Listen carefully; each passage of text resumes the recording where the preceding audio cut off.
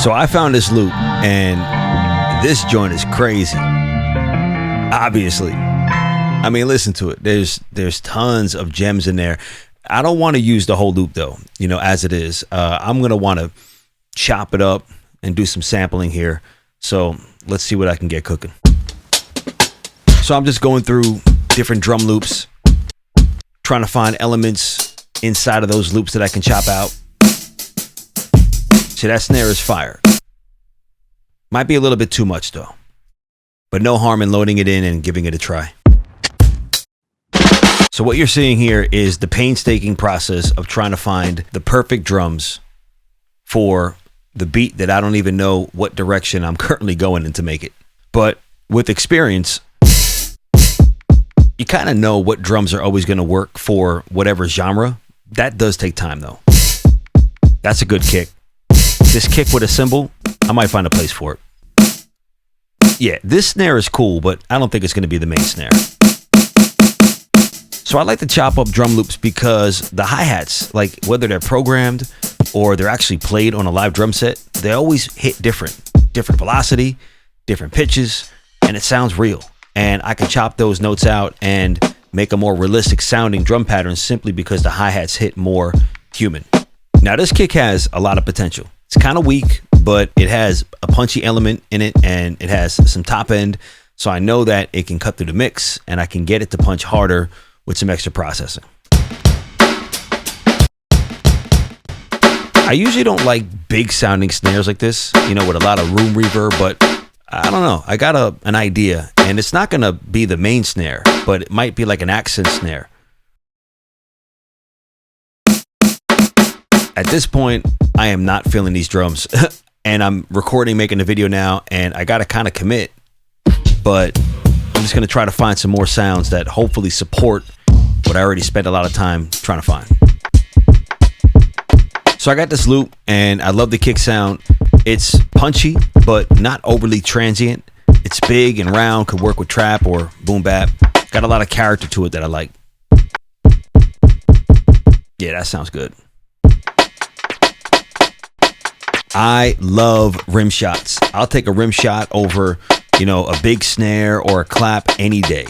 I think the reason because like it makes its presence known in a very short way. It comes and it goes. You can layer it with claps and it sounds really good. You cannot put a clap over, you know, like a little snappy clap over a bigger snare, you know, with rim shots you can, and it just sounds so good. Yeah, so I think I'm going to use this as my main snare. Laying down a kick, and honestly, I don't know what I'm going to do with this beat. Completely confused. Just adding in the kicks where I know they're going to work. Doing some standard stuff that I do. Basically, like all the swing kicks, the ones that add the bounce, I lower a little bit. That's like a traditional kind of boom bap thing where like the swing note is a little bit lower. So I got the velocity of the main kicks hitting at 100, and the swing notes are like hitting at 60. So it kind of just gives you this, just, I don't know, like the kick is there, it hits, but it's just more of like a preparation for the kick that's coming after it, if that makes sense. Just adds to the whole head knocking vibe. So on the machine, there's a swing setting of 1/4. And I'll be honest, I'm not entirely sure to tell you exactly where those kicks are going to fall in the grid with that setting, but it does give me a little bit of like hesitation in the kick, which I like because it humanizes it. And I usually have that set anywhere between 20 and 30%. Here, I have it set at, I think, 30%. Now, I'm real big on phase. I added in a second kick, and it's got to be in phase, but the machine doesn't give me many options for using the phase tools that I like. So I just pulled up a plugin that had a phase reverse button on it, a polarity switch, and you know, I just flipped the phase of one of the kicks and tried to make it hit a little bit better to retain some of the punch and the low end. But when I actually mix it in Pro Tools, I'll use the right phase tools, and I'm usually so surprised at how much better the kicks sound when I use the right tools. So what I do is I will take the snare, and when I have this kind of drum rhythm going, I will take the snare and offset it early to about 164th on the grid in machine. And it just gives that feeling of hesitation. Like you didn't expect the snare to hit right now in that split second. It's too early, but it just gives that, I don't know, it's a bounce, and I like it. So 3 kicks sounds like it's crazy, but usually I'll have each kick doing a certain thing. One for the subby lows, one for like the mid-range punch, and then the other for like a top-end click. Here, I don't know. I think I was just trying to impress y'all. I just wasn't satisfied with the kicks that I had, so I was just trying to add as much as I can and just try to make it work. And honestly, like once I started phase aligning, at least with the polarity flip, I was like, yeah, this is knocking. I love it. I knew that I was not going to use that big roomy snare as the main snare, but that little accent there, I love that. And then what I normally do is I'll have like the first hit be the rim shot, maybe like a rim shot and a small snap or clap, and then have the next one be a bigger snare. I don't know, just works for me. I know I said that I like having the variations in the hi-hat hits, but having to chop them up and then they'll take up like 4 pads in my drum group, that's annoying. But all for the natural humanistic drum sound. Man, I've been making beats for well over 10 years. And honestly, it wasn't until this past year that I started getting really different with my drums. It just takes time to develop a sound, be different. I am adding a Waves L1 as a way to gain stage and also balance my sounds. I made a video, actually a couple videos on it, and it came from producing in the machine, because for me, I kind of know where I want my kicks to hit, my snares to hit, and most instruments to live around, peak value wise.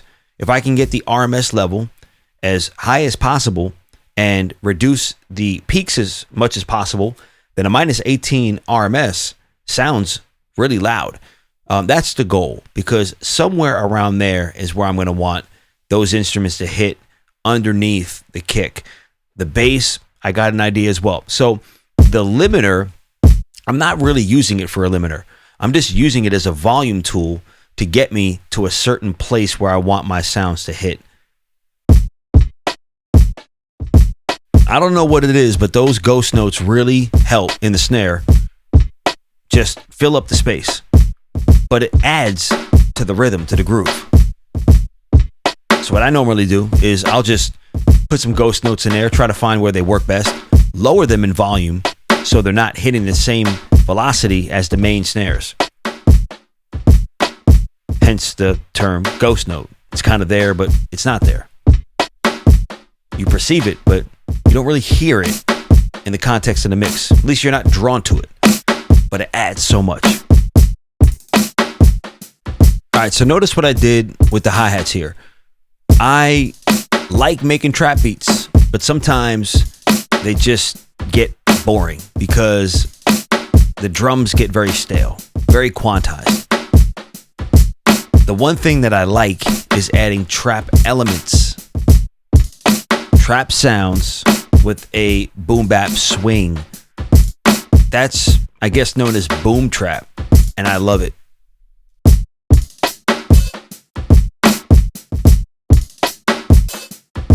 It was at this point that I was like, yeah, that rim shot's got to hit first by itself. And then the big snares come after. And now I'm trying to fit in open hats. Gosh, there's so much depth when you add all of these elements to the drums. It just makes for an orchestration. And we haven't even really delved in to the beat yet. Oh my gosh, this sounds terrible. How I'm on camera right now making a video for YouTube. I got these fire drums and everything just collapsed. I'll be honest with you, I'm a little worried. I don't know where this is going to go. A little embarrassed. Yeah. Let me lower the sample a little bit here and try to get these drums to punch through more. Yikes. I thought the sample sounded dope. All of a sudden, it just lost everything. As many beats as I've produced, as many artists that I've worked with, y'all don't see me right now. I'm kind of sweating under this hat. I'm like, yo, this is my first go around here on YouTube making a beat live, and yo, what am I doing? This is not turning out the way that I hoped. Maybe if I pitch it up, it'll hide and mask how bad this is actually sounding. Or maybe I'll pitch it down.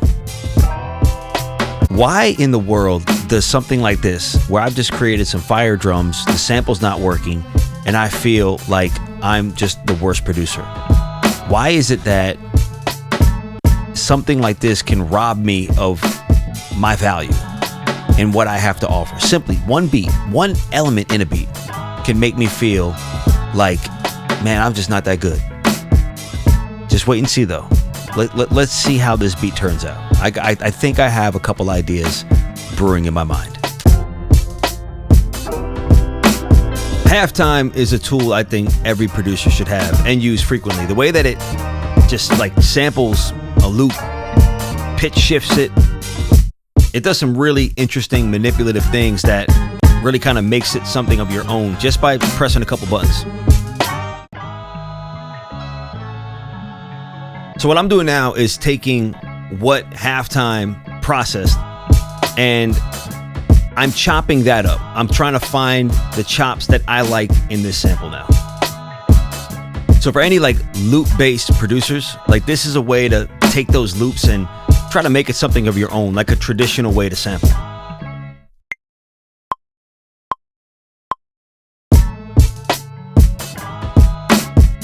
Yeah, so now I got the sample sounding somewhere in the pocket that I'm going to actually be able to build the beat around. So I'll take all my MIDI notes that I recorded in and I'll just adjust the length to make sure that they're all hitting and ending at the place that I need them to be. I will drag and drop. And what I do also with MIDI data, with samples and sounds, is I want everything to play slightly behind the beat. So I'll move it off the grid slightly, always a little bit behind to create a little bit more of a groove. So now I'm going to render the MIDI data out to audio so I can further manipulate it, pitch it, chop it up more if I want.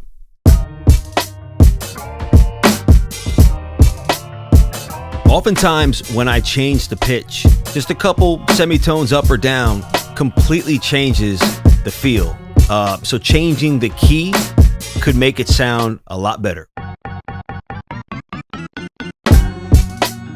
Duplicated the sample, pitched it down an entire octave, just add some weight.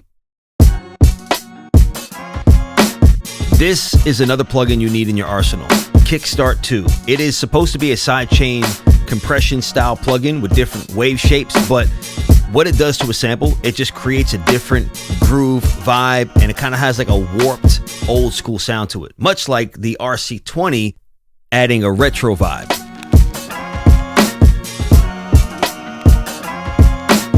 Vinyl 3 is my preset on the RC20, and the way that the vinyl crackle sounds and how it warps the audio is just what I use for so many samples. At this stage, I find the key of the song because I'm going to want to go into Splice or play something, and I'm going to need to know what key to search for things in. So it sounds the most natural. If I choose a sample from Splice, I could just drag it right in, and that was the intended pitch for that sample.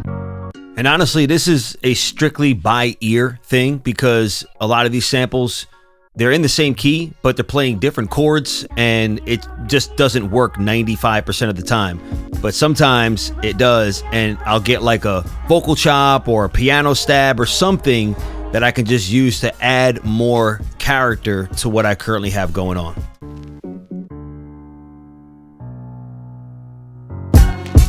So here's some advice if you do trap music, boom bap music, you know, getting a low piano stab like that, just a low note that drops on the one, never fails. It just takes everything from like, yeah, this is a dope beat to just another level. I don't know what it is, that initial just hit with a low tone. If it's trap, it could be a brass stab. If it's boom bap, something just low and just grimy and dark sounding, it adds a lot. So I rely on that single note for a lot of my beats.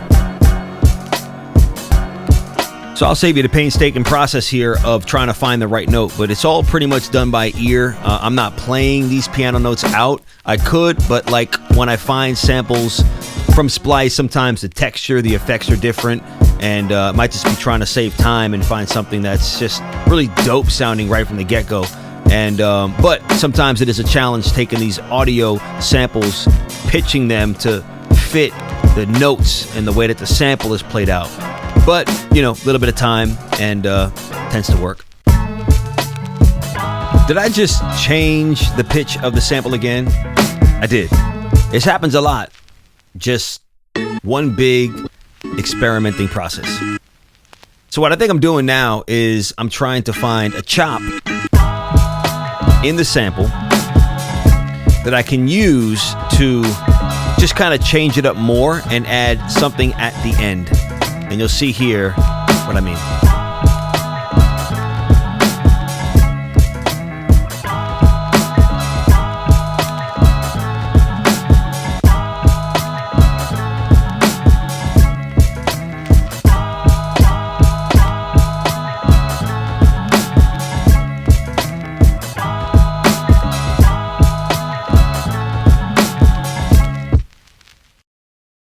So I rendered out another version of what I just did with the pitch of the sample, just so that I could actually manipulate and chop up what I want to chop out.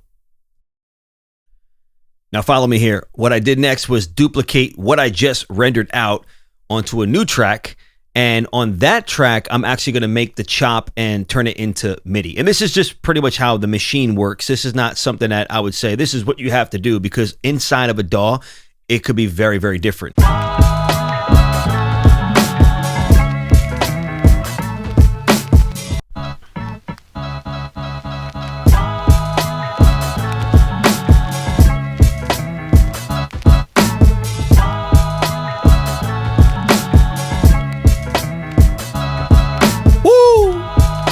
That sounds fire.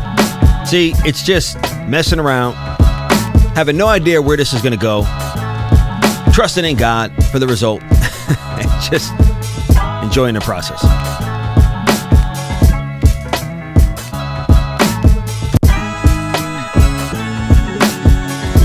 Okay, that sounds pretty bad.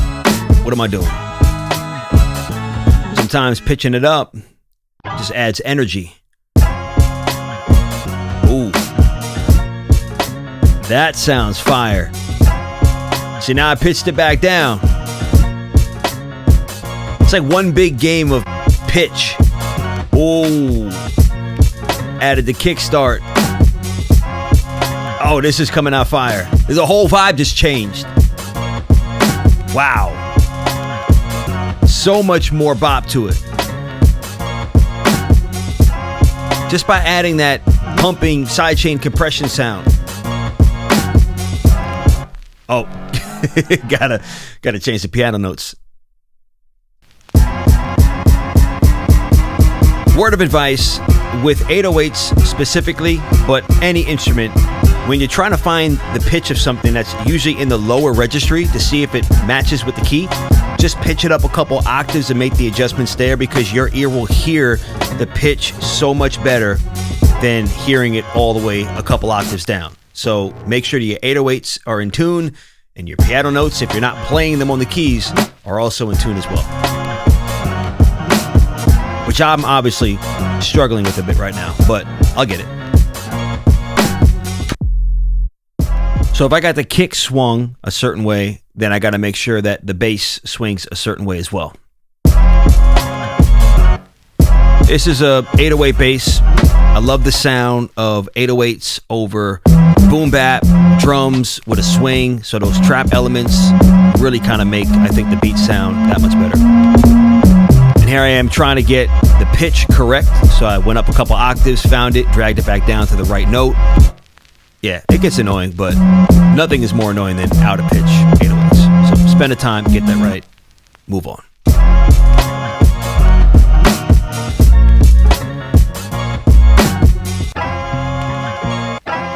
So adding this high pass filter just as a way to get the sample out of the way of the 808, which takes up sub, low mid energy.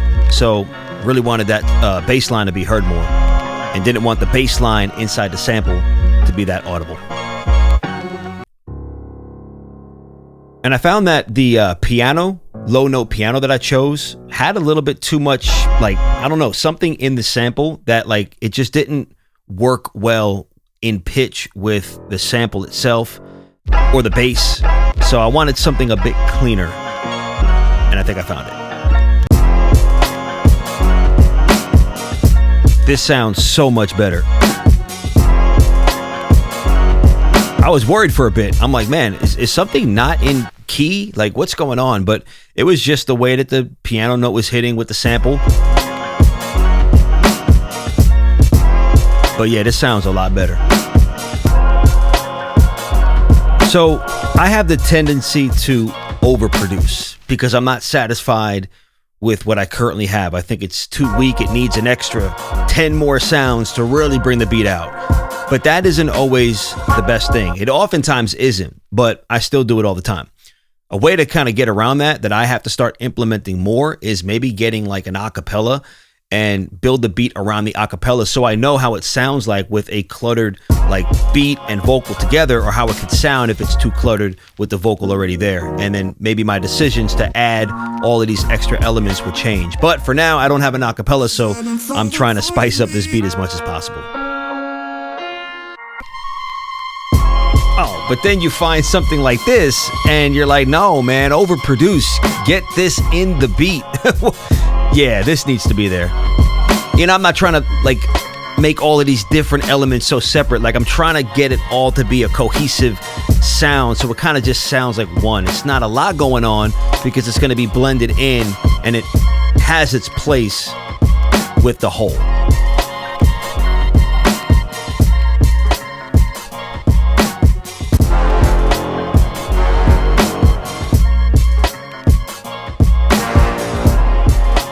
Cool thing about not knowing where this beat is going to go or having any direction of what kind of beat you're going to make is you just start throwing things on the canvas. You know, it's like people that just throw the paint and it turns out to be this incredible picture. That's kind of how it is here. You're just adding stuff, vibing out, whatever sounds good. And by the end of it, you're like, wow, I did not intend to make this boom bap, trap inspired sound with 808s and all of these different brass stabs and supporting melodies and things like that, pitching it up 100 different times. Like, it just kind of was part of the process, and I'm loving where it's going.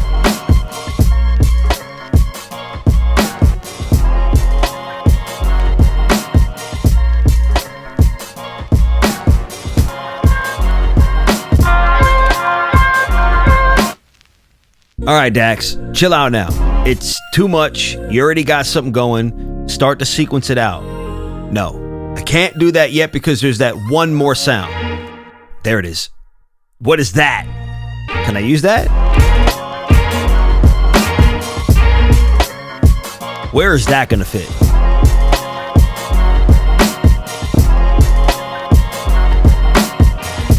Right there. That's where it goes. That little stab makes a world of a difference for me.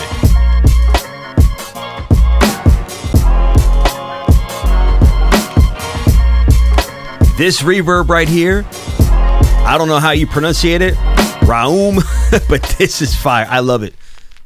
From Native Instruments, but I use it all the time. So if you guys like this video, just me making beats, talking about what I'm doing, vibing out, then like it, leave a comment below, let me know your thoughts. Until the next one, may God bless you.